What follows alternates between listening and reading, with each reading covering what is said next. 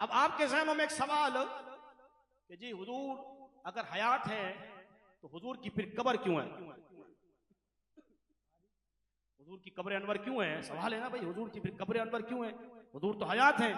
हवात मोहतरम, अल्लाह ने महबूब के हर वस्फ का हिस्सा हर एक को अता किया।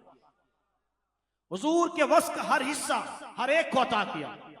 हुजूर जब कायनात में जमीन पर आए तो जमीन को रोशन किया। अब आसमान, सिदरा, काबा, कौसैन, बैतुल मक़दस ये हिस्से रह चुके थे। रब ने महबूब को शब अशरा का दूल्हा बनाकर हर हिस्से को वो नेमतें अता फरमाई, हर गोशे को वो नेमतें पहुंचाए। क्योंकि फरमाया सोरे मुस्तफा आप सिर्फ जमीन वालों के लिए रहमत नहीं, आप आसमान वालों के लिए भी रहमत, आप सिदरा वालों के लिए भी रहमत, आप काबा कौसैन के लिए भी रहमत। फरमा महबूब हर शे के लिए आप रहमत बनकर आए। हर एक को हिस्सा मिल गया था, लेकिन जो जमीन की निचला हिस्सा था ये अभी तक महरूम था, ये अंधेरे में था।